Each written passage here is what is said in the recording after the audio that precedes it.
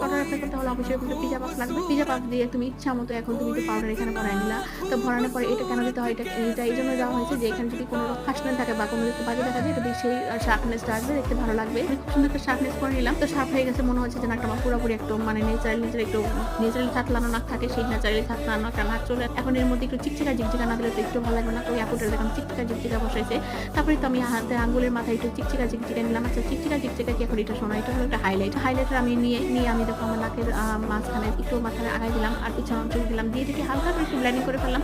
তো ব্লেন্ডিং করার পরে দেখো আমার নাকটা কত পরিমাণ মোটা হয়ে গেছে। ভাই রে ভাই, দেখো মানুষ সারা জীবন শুধু চিকন নাককে মানুষ মোটা করে, আর এখন দেখি মোটা নাকে চিকন করে। তো এরকম কন্ট্রোল দিয়ে যাদের নাকি অনেক শখ থাকে টাকা পয়সা সার্জারি ছাড়াই কিন্তু এইভাবে কিন্তু তোমরা নাকটাকে মোটা করতে পারো। দেখো নাকটা কত পরিমাণ মোটা হয়ে গেছে। তো আসলে ভিডিওটা খারাপ হয় নাই, ভালোই হয়েছে, কারণ অনেক রকমের স্বপ্ন কিন্তু অনেকেরই থাকে। তো আজকের মধ্যে এখানে আমার ভিডিওটি ভালো লাগলো অবশ্যই একটা লাইক, একটা ফলো, শেয়ার করে পাশে থাকবেন।